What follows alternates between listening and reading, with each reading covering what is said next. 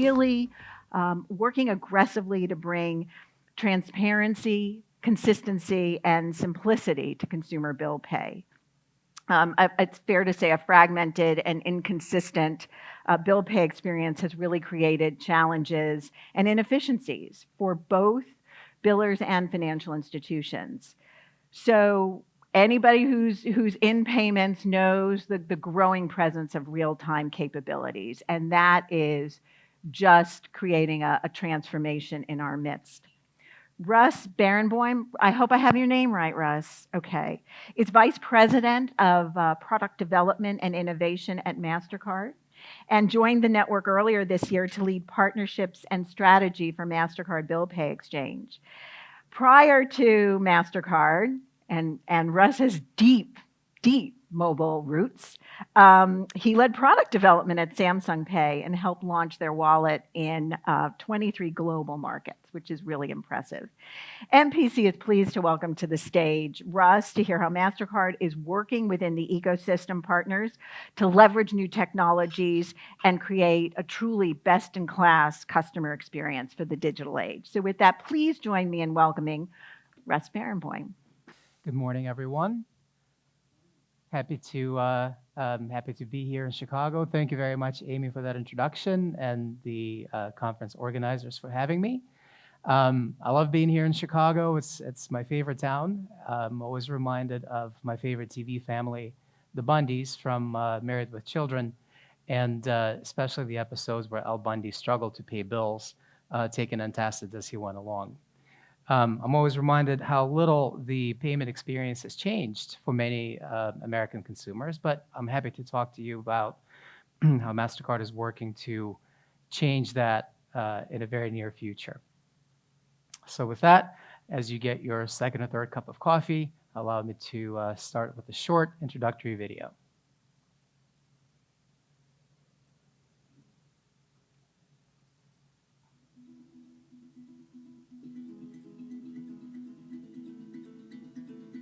Meet Molly and Holly, identical twins. They do everything the same way except paying bills. Molly pays by check, Holly pays online with her bank. But identical results, they're both unhappy. Molly has too much paper, and Holly has too many questions about setting up payments and their status. And Molly and Holly aren't alone. Each year, consumers pay more than 5 billion bills by mailing checks or paying by phone, and more than 2 billion bills are paid using bank bill pay. What if there were a better way to make bill pay easier for everyone? A payment method that was more convenient, transparent, and immediate for consumers, billers, and financial institutions alike. Now there is Mastercard Bill Pay Exchange, an innovative digital solution that enables consumers to view, manage, and pay their personal bills right from their banking app. Using Bill Pay Exchange, Molly and Holly will be able to easily set up billers in their online banking app, see bill details and due dates, get reminders when bills are due, choose different payment methods, pay bills in one place, and get real-time payment confirmation. Bill Pay Exchange builds on Mastercard's decades of expertise and our RPPS network of over 135,000 billers to create one of the most robust bill pay solutions in the market. With Bill Pay Exchange, Mastercard will help transform the bill pay landscape. For banks, it can help with greater consumer loyalty and engagement, reduced check processing costs, and increased scale. For billers, access to a new billing and payment channel, which can help lower bill mailing and check processing costs, provide savings from built-in remittance and payment data, and reduce risk of non-sufficient funds. And for consumers, more choice in how to pay bills and greater convenience and transparency. Mastercard Bill Pay Exchange, helping banks and billers provide consumers like Holly and Molly with a better bill paying experience.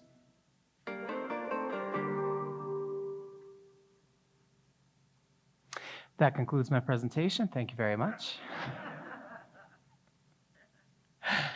Let's dive a little bit deeper, shall we? About 30% of all consumer payments are to pay bills on a regular basis, monthly, quarterly, what have you. Mastercard sees a big opportunity in all the bills that I paid, almost 5 billion of those bills are still paid or presented as a paper bill and paid by check. And in the 21st century, where consumers are really trained for a mobile-first experience, this doesn't quite meet the requirements and desires of our consumer. Here's what we know. Experience matters. Experience matters a lot. And you can see, as indicated here, in 2010, about 40% of consumers paid their bills through their online banking website or through the banking app. And yet billers, especially large billers, have invested heavily in improving the experience for the consumer in how they pay bills, how they view bills. And as a result, more and more consumers are paying their bills directly at the biller, as opposed to using their banking app or their favorite consumer app or wallet. The funding source for how consumers pay their bills also vary widely. Debit, prepaid, and credit dominate, but direct debit, cash now in 2019 still is 13% of how bills are paid, which to me, when I started in bill pay, was a little bit astonishing. So the pain points that we as consumers and we as providers of consumer financial services have come to accept and live with still exist. And I think it's worthwhile to go over them again because these are exactly the pain points that we're trying to solve. In the bank-centric model, one where consumers go to their bank website or to their app to pay their bills, the biller setup process is cumbersome and it involves a lot of guesswork. If you think back to those of you who actually pay your bills with the banking app, the first time you set up your billers, you type in Con Edison or AT&T, and probably 40 different entries come up. And you hope that you chose the right one, but you don't really know until either your payment bounces back or it does in fact go through. The inability to see the amount owed in the details of the bill. You still have to toggle between your experience in the banking app and wherever it is that you receive your bill, either in your email or, in my mom's case, the kitchen drawer, right? That's where she keeps all her bills. Not great having to toggle between those two. Lack of payment confirmation. When you do make your payment in that experience, you do get a reference number that is generally randomly generated by your bank, and it's pretty meaningless. If you were to call your biller and see if your payment has been posted, if you give them that number, it's going to mean absolutely nothing. And finally, lack of payment choice. You can pay by bank, and that's about it. For the biller, the pain points are also very well pronounced. Lots of transaction errors, right? Lots of reconciliation. Limited remittance drives higher processing costs. We hear all the time from billers just how painful it is for them to go through manual reconciliation process when the check comes in without remittance advice and trying to figure out which account to post it to and hope that it's the right account. It takes a lot of time and effort. Lack of consumer transparency, which drives up customer support inquiries and costs. Again, if the consumer is confused, they're going to call the biller. Somebody has to answer that call, and it gets pretty expensive pretty quickly.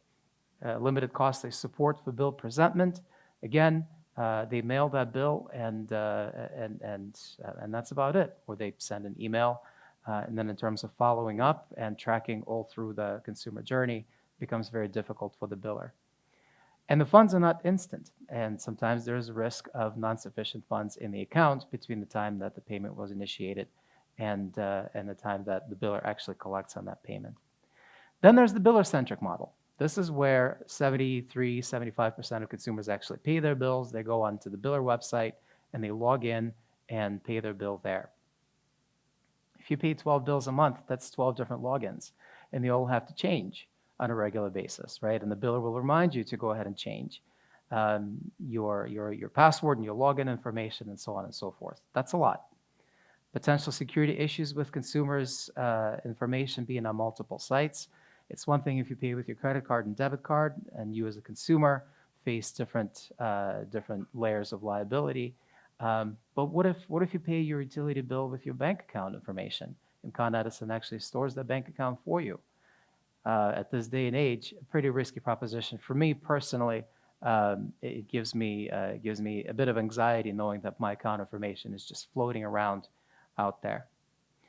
For the biller, not much better, frankly. Cost of bill pay, UI, presentment, and services, right? It's an infrastructure investment that needs to be maintained, and it's costly. It must comply with the payment security issues. We want payments to be safe and secure, and whoever stores that card or account information must comply with all the regulations that make it so. Funds are still not instant, by the way, and non-sufficient or NSFs from ACH payments cause a bit of a concern as well. And of course, there are privacy rules that are important, but they're not easy to comply with. So these are the pain points that all stakeholders in the ecosystem have come to accept, but we at Mastercard are trying to change. Research tells us that banking features that are in highest demand is the ability to see your bills when they're due.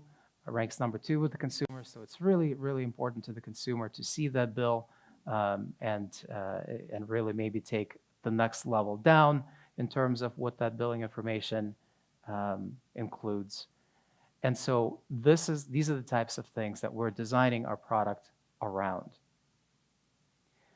Bill Pay Exchange, the new offering for Mastercard that is meant to revolutionize how consumers pay bills in the US, is a combination of really 2 very important assets. On one side, as the video pointed out, our remote payment and presentment service, which is a directory and a network that connects over 135,000 billers in the US on one side, and on the other side, the technology and the infrastructure of VocalLink, a real-time payments company that Mastercard acquired a couple of years ago.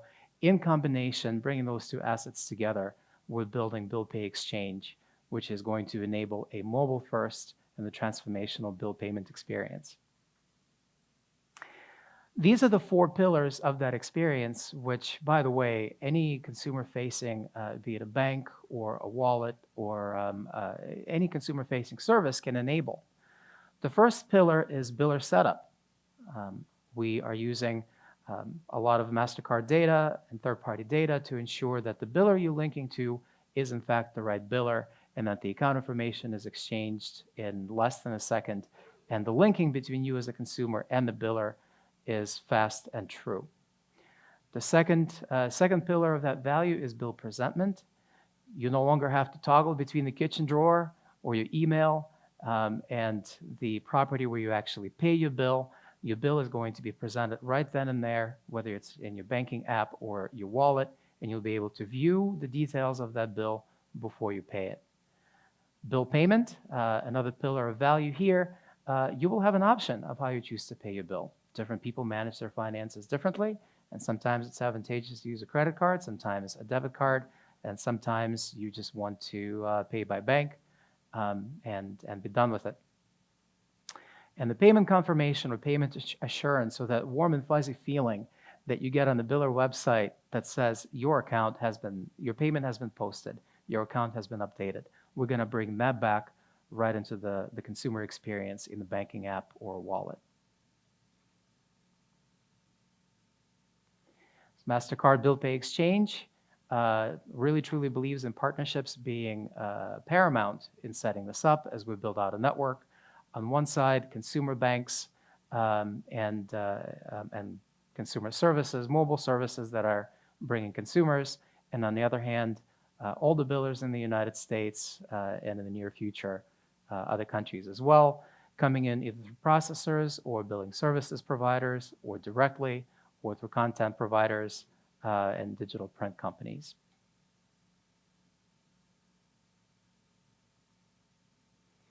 So here's a quick demo of how this experience might work. By the way, Bill Pay Exchange is not a consumer-facing experience. We are a B2B2C company, so this would be up to the bank or an e-wallet or a consumer-facing service to design and set up. But here's how it might work. So a consumer goes into their app, their favorite app that they love using, and they're going into a biller setup module that says, here's the information that we have on you as the consumer. Can we use this information to find some of the billers that we believe you have accounts with. So the consumer will go ahead and click on that Search Billers button, and this is what we call Smart Biller Setup, would bring a number of billers that we believe, based on our data and algorithms, you as a consumer might in fact have accounts with. The consumer here chooses Wanda Automotive, a very inventive name. Says, yep, that's a biller. I do have an account with them for my Honda Pilot. I'm going to go ahead and click on that and set that up. Settings will come up for Wanda Automotive, giving consumer the choice to pay that bill now or to set up a recurring payment. And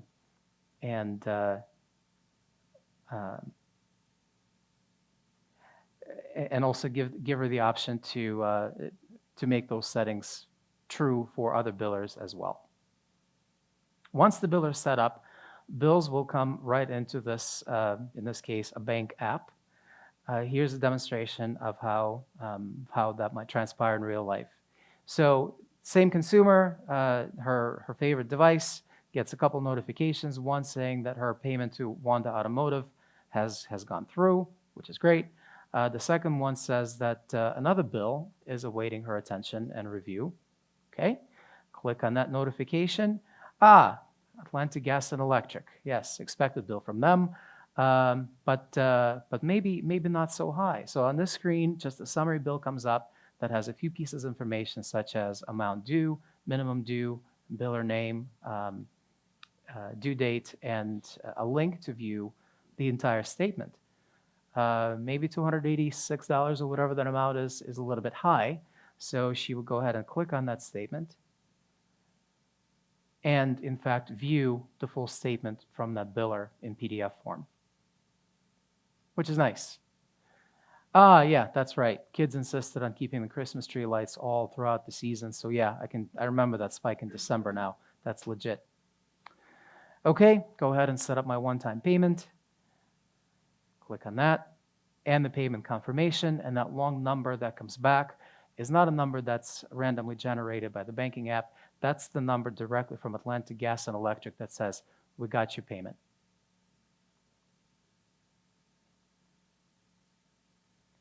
So hopefully with that demonstration, you can see how Mastercard is trying to solve a lot of the pain points that we have chosen to accept and live with. But the value here is tremendous, and we really believe in that. For banks, the opportunity to increase consumer loyalty and engagement, lower costs of processing checks, and increased scale with built-in standards of the biller network. That's the business Mastercard is in.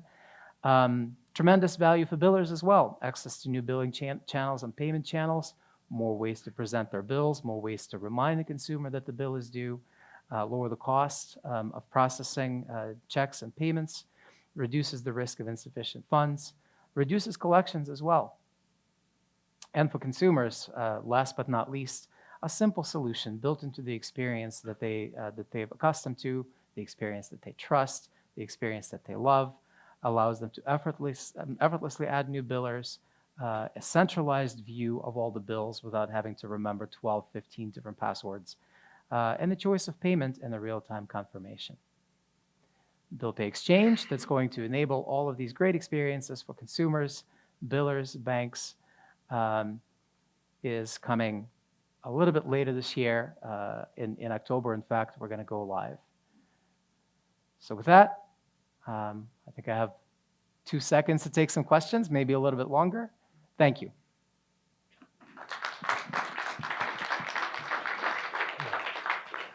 So I have the mic, so I get to ask a question because I have the mic, so that makes it easy. So when I was a management consultant before I got into events, I did a project around bill payment, and you had a few projects around bill payment, and I had that slide that showed I think it was 13% cash bill payments. We actually visited one cable TV provider in the Midwest where it was in the 30% range, which was astonishing to me that was how much walk-up cash bill payment. Are there any solutions that you're a part of at Mastercard that are addressing that issue for billers, the a way to not have people who are underbanked or unbanked have to pay cash and do the walk up? Sure. So it's really a combination of things. And one of the key features of Bill Pay Exchange is the ability to choose your funding source and the payment method. Mastercard has a very healthy prepaid business, which targets the unhappily banked or the underbanked, and in fact allows them to pay their bills with their prepaid card, even if they don't have a bank account. So a key feature of Bill Pay Exchange, I think, would solve for that. And if you wouldn't mind giving me the name of the biller that has 30% cash processing, I'd sure appreciate that. Happy to. I'd love to speak to them. Okay. Any other questions for Russ? Yeah. Appreciate it. Good morning, Russ. Amar from Global Payments. So I'm actually responsible for the U.S. bill pay market for Global. And one of the key things that we noticed, at least in the NACHA conference this year, is the RTP network, and how does that compare to obviously same-day ACH? Kind of looking into RTP, as we kind of mentioned here with the instant funds, how does the ability to only credit but not debit impact, do you think, the billing market, right? So it's a one-way kind of transaction, not necessarily if I say, no, I need a refund, so I need to debit the account back. So I think it's an interesting question, but one thing to keep in mind, Bill Pay Exchange is actually payment rail agnostic, right? So if you are a bank, for example, that chooses to include this sort of experience into your banking app or as a module in your banking app, it is still up to you as the bank to use whatever rail you choose to send the money to the biller. So RTP through TCH remains an option. ACH remains an option. RPPS remains an option. And so that's how we're designing it to be really kind of rail agnostic. What's important is that we're putting the consumer first and giving her the options to pay that bill. So I'm not sure that entirely answers your question on debit versus credit, but the pain points I think that we're solving for billers are much more about the data and the information becoming real time, as opposed to payment becoming real time. Because payment, frankly, with ACH is pretty fast. It may not be instant, unless it is with RTP, but it's fast enough, especially for large billers, right?